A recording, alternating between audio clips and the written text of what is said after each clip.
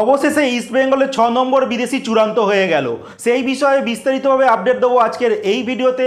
তাছাড়া থাকছে Mohun Bagan super giant, তারা এএফসি চ্যাম্পিয়ন্স লিগ 2-তে তাদের গ্রুপের সবথেকে কমজোর দলের কাছে ঘরের মাঠে হেরে গেল।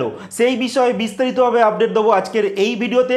তাছাড়া থাকছে ভারতীয় ফুটবল দল 6-0 গোলে জয়লাভ পেল। তাছাড়া থাকছে জয় গুপ্তার জায়গায় আরও একজন খেলোয়াড়কে সাইন করে নেওয়া হলো। সমস্ত খবর এক এক করে বলবো।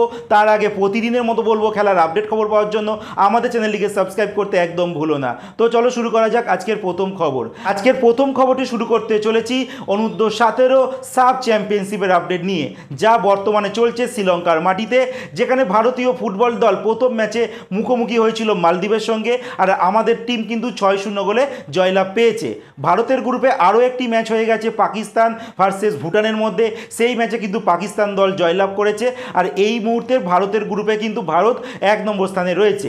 এবার ভারতের পরবর্তী ম্যাচ রয়েছে শুক্রবার দিনকে 19শে সেপ্টেম্বর ভুটানের সঙ্গে। তো আশা রাখবো ভারতীয় ফুটবল দল ভুটানকেও মালদ্বীপের মতো খুব অনায়াসে হারিয়ে দেবে।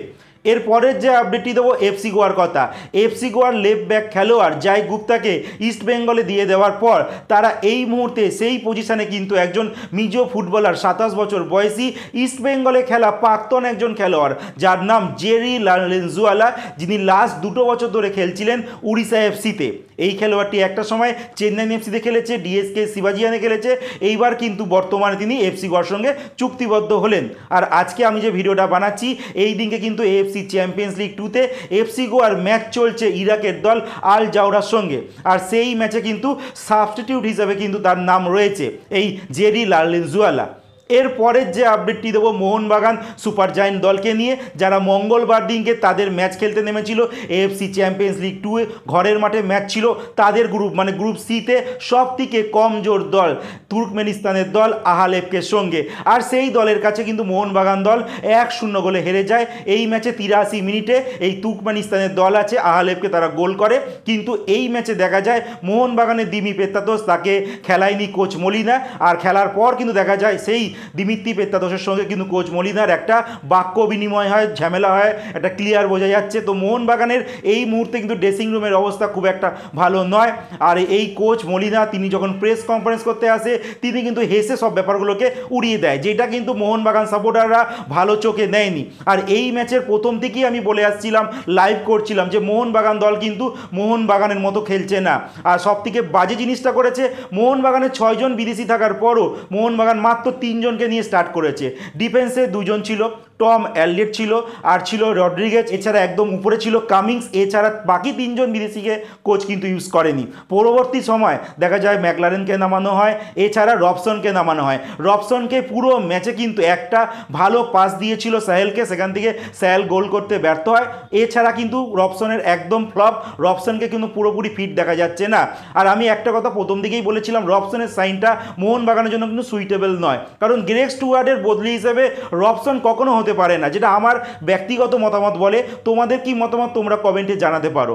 যাই হোক, এর পরের যে আপডেটটা দেবো যে এই গ্রুপের কিন্তু আরও একটি ম্যাচ হয়ে গেছে গতকালকে, যেখানে ইরানের দল সেপাহান যারা মুখোমুখি হয়েছিল জর্ডনের দল আল হোসেনের সঙ্গে। আর আল হোসেন কিন্তু 1-0 গোলে ইরানের দল সেপাহানকে হারিয়ে দিয়েছে। আর মোহনবাগান দলকে কিন্তু এই সেপাহানের সঙ্গে অ্যাওয়ে ম্যাচ খেলতে হবে 30শে সেপ্টেম্বর। তো দেখা যাক মোহনবাগান দল সেই ম্যাচে ভালো কিছু রেজাল্ট করতে পারে কি না। কিন্তু এটা মানতেই হবে, ইরান কিন্তু ভারত থেকে অনেক ধাপ ফুটবলে এগিয়ে। তো সেক্ষেত্রে বড় কিছু অঘটন আশা না করাই ভালো।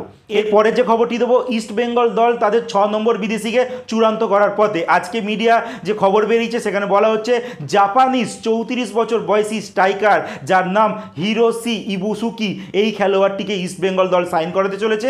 কয়েকদিনের মধ্যে তিনি কলকাতায় চলে আসবেন, সই সাবুত হয়ে যাবে। তাকে সম্ভবত সুপার কাপ থেকে দেখতে চলেছে ইস্ট বেঙ্গল ম্যানেজমেন্ট, তিনি কেমন পারফরমেন্স করেন। আর এই খেলোয়াড়টি কিন্তু স্পেনের বড় বড় ক্লাবে খেলেছে, যেরকম গিরোনাতে খেলেছে, ভ্যালেন্সিয়া বি দলে খেলেছে, এছাড়া সেভিলাতে খেলেছে, এছাড়া অস্ট্রেলিয়াতে কিন্তু এই লিগের ক্লাবগুলোতে যেরকম অ্যাডিলেড ইউনাইটেড, লাস্ট তিনি খেলছিলেন ওয়েস্টার্ন ইউনাইটেড এফসি তিনি খেলেছেন, জাপানের জে লিগে 2-তে খেলেছেন, ভালো ভালো ক্লাবে খেলেছেন, ভালো স্ট্যাট রয়েছে। এবার দেখা যাক সাইনটা হওয়ার পর সুপার কাপে তিনি নিজেকে কতটা মেলে ধরেন, কারণ ইস্ট বেঙ্গলে যার জায়গায় তাকে সই করানো হয়েছিল সেই খেলোয়াড় দিমি দায়মান্তাকোস তিনি কিন্তু পুরোপুরি ফ্লপ। এবার পুরোপুরি আশা করা হচ্ছে জাপানি এই স্ট্রাইকার ইস্ট বেঙ্গলের ভরসা পূরণ করবে।